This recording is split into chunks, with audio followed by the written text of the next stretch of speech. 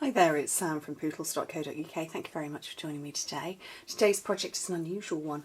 It's an ordinary box that I've made, 3x3 by 1 inch box, so 3 inches that way and that way, by 1 inch that way, so 7.5 by 7.5 by 2.5 centimetres.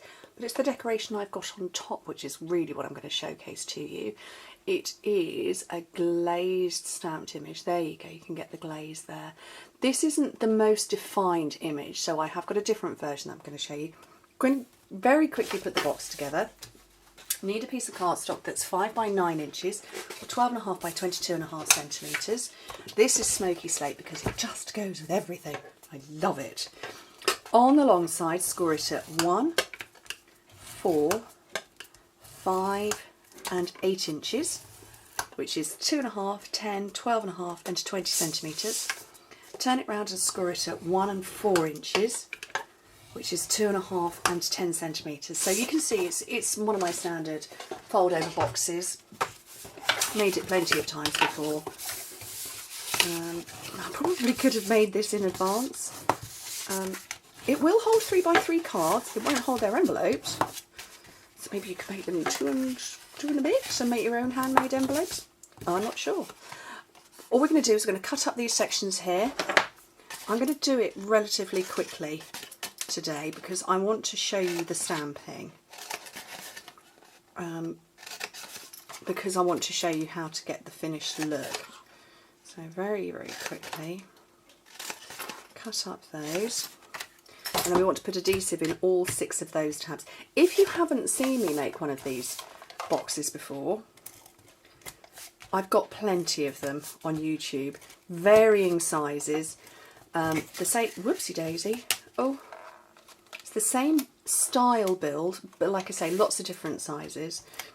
There are in reality only about 5 or 6 different styles of box. It's how you set the measurements that makes them look different. So I'm going to stick those 4 into this part, which is going to be the bottom.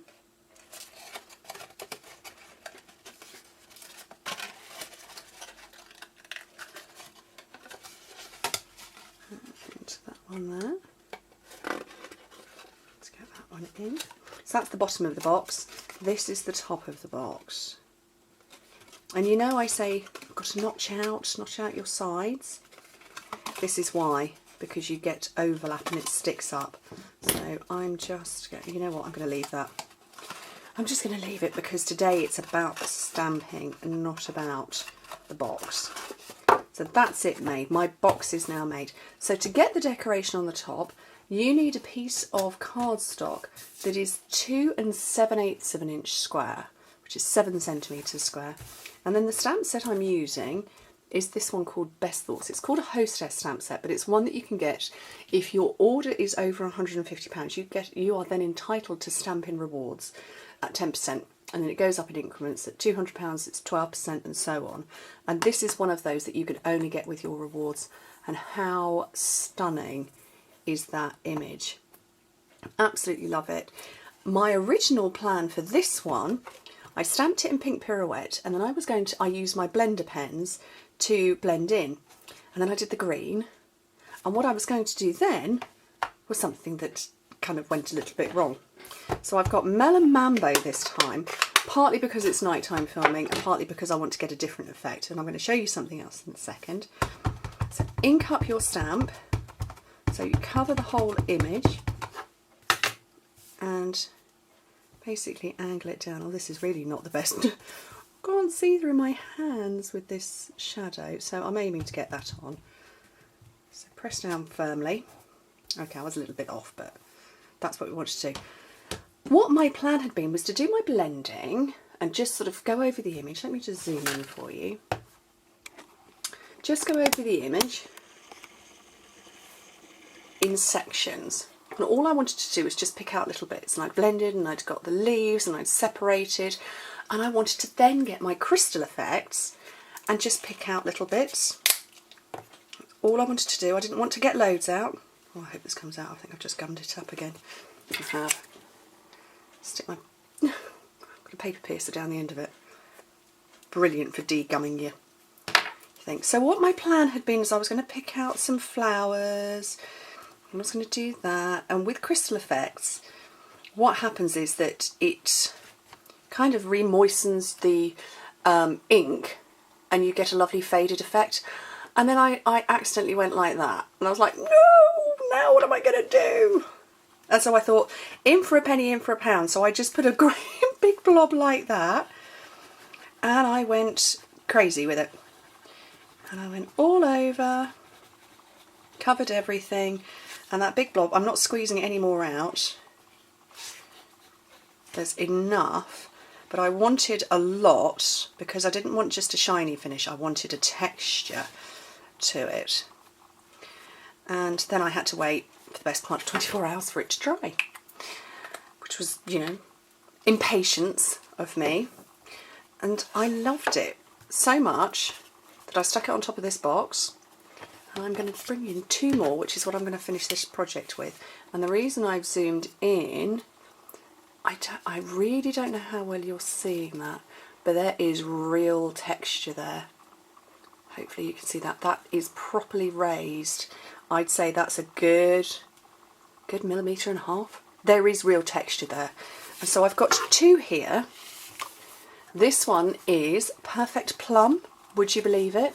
And I didn't do any blending. I just stamped, smothered it in crystal effects, and it gently bled itself like that. This one, any guesses? Marina Mist.